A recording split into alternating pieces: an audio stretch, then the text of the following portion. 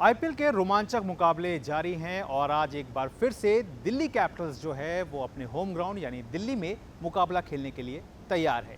Team का सामना है राजस्थान रॉयल्स से, जिसके लिए ये सीज़न अभी तक कोई बहुत अच्छा नहीं रहा है। नारायण, राजस्थान के सामने एक बार फिर से चुनौती है अपने आप को इस सीज़न में बचाने की, क्योंकि अब अगर यहाँ से हारे तो फिर दिक्कत का जो स्वरूप होगा और जो चुनौती होगी दोनों बहुत ज़्यादा बड़ी हो जाएगी। जी बिल्कुल गौरव, राजस्थान पहले 2 मैच हारी, फिर 2 मैच जीती, फिर 2 मैच हारी, तो काफ़ी अप्स एंड डाउन्स का सफ़र रहा है और अब ऐसे मुकाम पे पहुंच गया उनका सफ़र। यहाँ से अगर कोई भी वो मैच हारते हैं तो मुश्किल रहेगा प्लेऑफ में जाने के लिए। और राजस्थान रॉयल की टीम देखिए तो कुछ जो गलतियां उनसे ऑक्शन टेबल में हुई हैं, उनके बल्लेबाज लगातार एक चीज़ देखी गई कि मिडिल ऑर्डर में बहुत ज़्यादा दिक्कत है बैट्समैन की। जिस तरह से उन्होंने पूरी कोर टीम को रिटेन किया था, चाहे वो रियान पराग हो, और उसके बाद देखिए वो कुछ उस तरह का प्रदर्शन नहीं कर पा रहे हैं। और सबसे ज़्यादा मुझे क्या लग रहा है कि यहाँ पर राजस्थान रॉयल्स के जो टॉप ऑर्डर के जो बैट्समैन हैं, उनकी बैटिंग जो स्टाइल है वो लगभग एक जैसी ही निकल करके सामने देखने को भी मिल रही है। तो एक तो लंबी पारी की बहुत ज़्यादा ज़रूरत है। हालांकि पिछले मैच में हमने देखा था यशस्वी जायसवाल ने थोड़ा बहुत करने की कोशिश की थी और अच्छा उन्होंने एक दिया भी प्रदर्शन, लेकिन संजू सैमसन का जिस तरह से परफॉर्मेंस, जिस तरह से उम्मीद थी टीम को, वो अभी तक नहीं निकल के आ पाया है। जी बिल्कुल, संजू सैमसन ने एक अर्धशतक लगाया है कि जो कि उम्मीद के अनुरूप नहीं है। उनसे हमेशा उम्मीद होती है कि अब देखिए अगर राजस्थान रॉयल्स को उन्होंने हर सीज़न में लगभग बेहतरीन शुरुआत दिलाई है और काफ़ी ढेर सारे रन बनाए हैं राजस्थान रॉयल्स के लिए। एक संजू सैमसन को छोड़ दें तो इसमें पिछले 3 मैचों में उन्होंने 2 अर्धशतक मारे हैं और फॉर्म वापस आई है यशस्वी जायसवाल की। और यशस्वी जायसवाल को छोड़ के कोई इतना मतलब क्षमता नहीं दिखा पाया कोई खिलाड़ी, तो डाउन द ऑर्डर कोशिश करनी होगी उनको कुछ करने की। और इनकी एक कमी ये भी लग रही है कहीं ना कहीं कि ये बहुत ज़्यादा मतलब या तो एक प्रेशर में भी दिख रहे हैं कि इनकी बल्लेबाजी में डेप्थ नहीं है। कहीं ना कहीं बल्लेबाजों के दिमाग में ये बात भी है, क्योंकि जिस तरह से आपने शुरुआत भी की थी कि जो मिडिल ऑर्डर है उसमें बैट्समैन जो है वो रन नहीं निकल कर आ पा रहे हैं। तो टॉप ऑर्डर के दिमाग में क्या कहीं कोई बात है कि हमारा जो मिडिल ऑर्डर है वो उतना स्ट्रांग नहीं है और डेप्थ जो है वो नहीं है, और वो कहीं ना कहीं प्रभावित कर रहा है इस बल्लेबाजी। जी बिल्कुल, प्रेशर रहता है क्योंकि मैच जीतने हैं। अपर ऑर्डर पे, टॉप ऑर्डर पे प्रेशर रहता है कि भैया रन नहीं आ रहे हैं। और वो स्ट्राइक रेट की बात करें तो जो टॉप ऑर्डर है सेकंड बेस्ट है इनका पावर प्ले में स्ट्राइक रेट के 9.94 के लगभग का स्ट्राइक रेट है इनका। और नीचे डाउन द ऑर्डर आप देखिए मिडिल ऑर्डर में 7.86 का वो एक और रन रेट है मिडिल ऑर्डर। तो काफ़ी अंतर आ जाता है, उससे प्रेशर आ जाता है और एक बड़ा स्कोर खड़े करने में दिक्कत आती है। खासकर अगर जैसे रन रेट की आपने बात की, तो अगर लास्ट 4 ओवरों में देखें तो इनके जो रन रेट निकल कर आ रहा है वो 10.15 या 10.22 इसके हिसाब का है, जो कि आज के जो फॉर्मेट है और आज का जो समय है उस हिसाब से काफ़ी कम है। जी बिल्कुल, और ओवरऑल उनको एक ओवरऑलिंग करनी पड़ेगी, दोबारा सोचना पड़ेगा स्क्रैच से किस तरह से अप्रोच करना है। कोशिश कर सकते हैं, जो आपने बोला कि एक तरह की बल्लेबाजी काफ़ी वन डायमेंशनल दिखते हैं, एक टाइप के शॉट खेलते हैं, और जो सबसे इंपॉर्टेंट है ना उसको बदलना पड़ेगा। इसलिए इनको शिमरॉन हेटमायर को थोड़ा ऊपर लाना पड़ेगा ताकि थोड़ा वैरायटी आए बैटिंग में, जिससे कि जो गेंदबाज हैं वो भी समझ ना पाएँ, क्योंकि गेंदबाज भी समझते हैं कि इनकी स्ट्रेंथ क्या है तो उसी एरिया से बॉलिंग करते हैं। और मैं शिमरॉन हेटमायर का नाम लिया, आपके साथ ही साथ नीतीश राणा जो है उनको भी कहीं ना कहीं उनके भी बैटिंग ऑर्डर में आप लगता है कि उनको चेंज करना होगा। जी बिल्कुल, नीतीश राणा ने एक तूफ़ानी पारी खेली थी, उस के अलावा कोई उनकी बड़ी पारी दिखी नहीं। तो उनमें काबिलियत है, क्षमता है। कोलकाता नाइट राइडर्स के लिए किस तरह के उन्होंने मैचेस खेले थे। ये दोनों जो बल्लेबाज हैं वो स्पिन को अच्छा खेल लेते हैं। शिमरॉन हेटमायर की बात कर ले चाहे नीतीश राणा की बात और दिल्ली के पास स्पिनर बहुत अच्छे हैं। बात करें कुलदीप यादव का है, रिकॉर्ड देख लीजिए मिडिल ओवर्स में किस तरह अक्षर पटेल खुद कप्तान के रूप में सामने है तो वहाँ पे। एक strong middle order Kuldeep Yadav है और अक्षर पटेल खुद हैं, तो मुश्किल हो सकती है उनको अगर ये थोड़ा अपने बैटिंग ऑर्डर में फेरबदल ना करें। फेरबदल करना पड़ेगा उनको। राजस्थान की गेंदबाजी पे अगर जाएं तो आपने स्पिन की बात की है, तो दिल्ली की जो पिच है मुझे नहीं लगता कि बहुत ज़्यादा इसमें पेस की ज़रूरत है। इसमें आपको थोड़ा सा स्लोअर भी आपको जो है वो काम करेगी।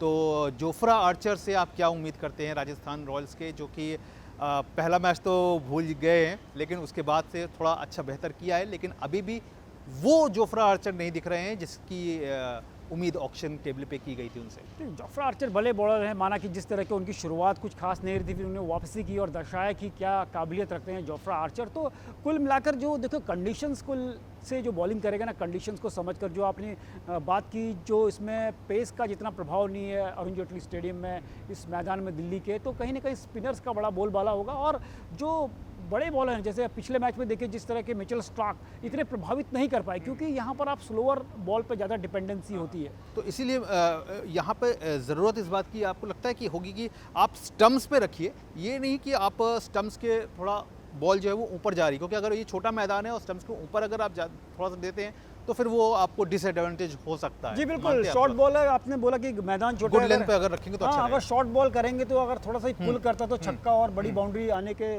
मतलब चांसेस रहते हैं। तो कुल मिलाकर आप यहाँ पर थोड़ा वैरायटी रखनी पड़ेगी गौरव। आप वाइड एंगल पे ज़्यादा डिपेंड नहीं रह सकते और ज़्यादा शॉर्ट बॉल पे भी गुड लेंथ पे, इसमें यहाँ पर आपको वैरायटी चाहिए। जैसे मिचेल स्टार्क हैं, देखिए कुछ मैचों में उन्होंने क्या, उन्होंने अपनी स्पीड पे ज़्यादा, लेकिन एक मैच में उन्होंने शानदार प्रदर्शन किया। यहाँ पर ज़रूरत है अपनी स्पीड को थोड़ा कम करके आप अपने इन स्विंगर भी लाइए, बीच बीच में थोड़ा वाइड लेंथ भी रखिए, तो ये कारगर होगा।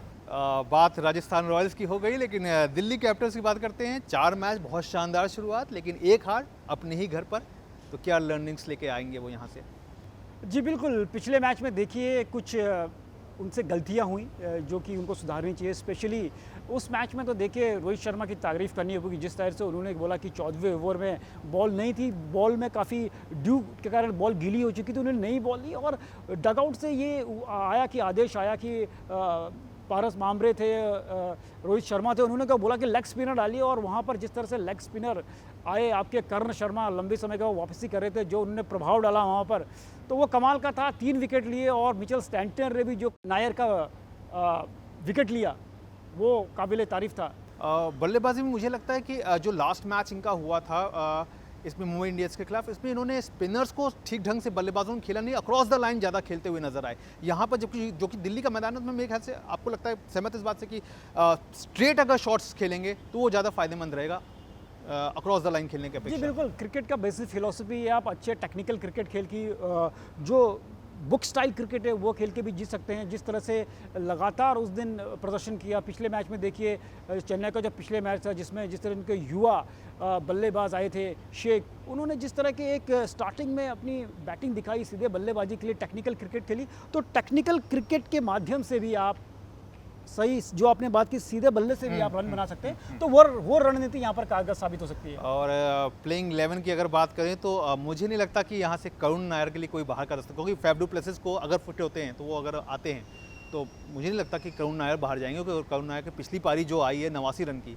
एक शानदार पारी, मतलब डोमेस्टिक क्रिकेट का भरपूर फायदा उन्होंने आईपीएल में उठाया है। जी बिल्कुल गौरव, करुण नायर की बात करें, डोमेस्टिक क्रिकेट के तीनों फॉर्मेट, चाहे वो रणजी ट्रॉफी हो, चाहे सैयद मुश्ताक हो, चाहे विजय हजारे हो, तीनों में शानदार प्रदर्शन किया। और कर्नाटका की जो क्रिकेट लीग है, महाराजा प्रीमियर लीग, उसमें भी सबसे ज़्यादा रन बनाने वाले खिलाड़ी थे। वही प्रदर्शन की पुनरावृत्ति उन्होंने यहाँ पर प्रीमियर लीग में की, इंडियन प्रीमियर लीग में। और कहीं ना कहीं जो उनका प्रदर्शन है, इंग्लैंड के टूर के लिए भी उन्होंने अपना दरवाजा खटखटा दिया। सबसे बड़ी बात, बुमराह से दुनिया के सारे बल्लेबाज डरते हैं, बिल्कुल, बिल्कुल। जो लेकिन पिछले मैच पावर प्ले में जो उन्होंने खेल बुमराह की दिखाया जो है, पिटाई की, जी, जी। वो दर्शाता है उनका कॉन्फिडेंस कहाँ पर है। जी बिल्कुल। और आखिरी सवाल है अपर हैंड को लेकर के, किस टीम को मानते हैं? मुझे लगता है कि यहाँ से दिल्ली शायद अपनी गलतियों से बहुत कुछ सीखेगी और इस मुकाबले में दिल्ली जो है वो रजवाड़ों पर भारी पड़ेगी। जी बिल्कुल, जिस तरह से आप देखिए जिस तरह का दिल्ली का प्रदर्शन, पिछला मैच लगभग जीत चुकी थी, अपनी गलतियों से हारी वो तो गलतियां वहाँ पर नहीं करनी चाहिए। और नहीं तो दिल्ली 5 मैच खेले हैं, 4 जीते, एक ही मैच जो पिछला मैच उन्हें हारा, तो कोशिश करेंगे कि उसको रिपीट न करें। शायद आज फैफ डू प्लेसिस अगर फिट हो तो वो आएँ और मैकगर्क को रिप्लेस करें। तो all in all Delhi complete control पर लग रही है। तो दिल्ली कंप्लीट कंट्रोल पर लग रही है। तो मैच को लेकर के, आज का जो मैच है उसको लेकर के ये हमारा प्रीव्यू था।